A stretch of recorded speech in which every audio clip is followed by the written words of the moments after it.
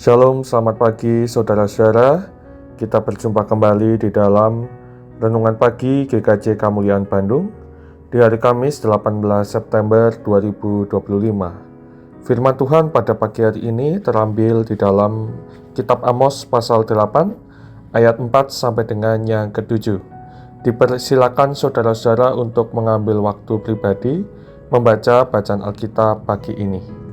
Saya akan menyampaikan renungan pagi dengan judul Ibadah Bukan Hanya Rutinitas. Saudara-saudara yang dikasihi Tuhan, ketika kita membaca firman Tuhan melalui Nabi Amos pagi ini, ada nada yang sangat keras. Amos berbicara kepada bangsa Israel yang saat itu hidup dalam masa kemakmuran. Tetapi di balik kemakmuran itu ada luka besar. Orang miskin ditindas, orang lemah diinjak-injak, dan perdagangan penuh dengan kecurangan. Orang-orang kaya pada masa itu tidak sabar untuk menunggu ibadahnya kapan selesai. Mereka berkata dalam hati, "Kapan Sabat ini berakhir? Kapan bulan baru selesai? Supaya kita bisa kembali berjualan, bisa menaikkan harga, bisa menipu dengan timbangan yang salah." Ibadah menjadi penghalang, bukan pusat hidup mereka. Saudara, Tuhan sangat murka karena mereka beribadah dengan bibir tetapi hatinya jauh. Hidup sehari-hari mereka tidak mencerminkan kasih dan keadilan Tuhan. Bahkan mereka memperjualbelikan orang miskin seolah-olah manusia hanya barang dagangan. Nah, firman Tuhan ini mengajak kita untuk bercermin pada zaman sekarang. Bukankah di saat ini juga sering kita melihat orang sibuk menghitung untung rugi daripada mengingat keadilan?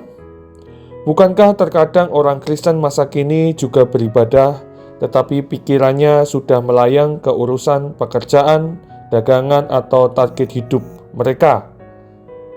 Bukankah kita sering menemui orang yang kadang lebih menghargai uang daripada sesamanya?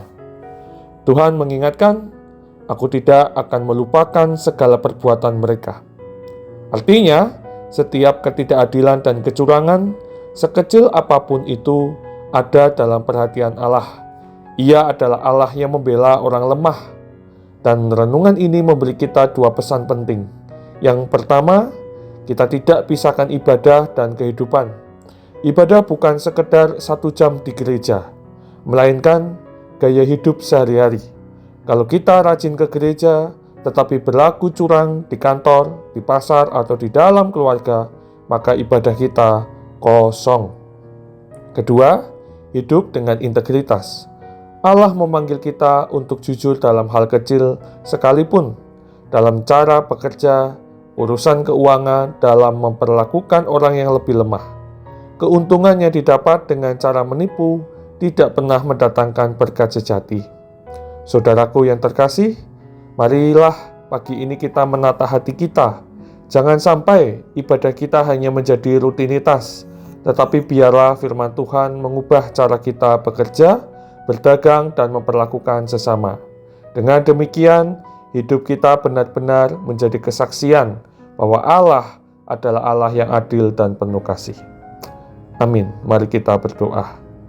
Ya Tuhan, kami bersyukur untuk firman-Mu yang menegur dan mengingatkan kami. Tolonglah kami agar tidak memisahkan antara ibadah dan kehidupan sehari-hari.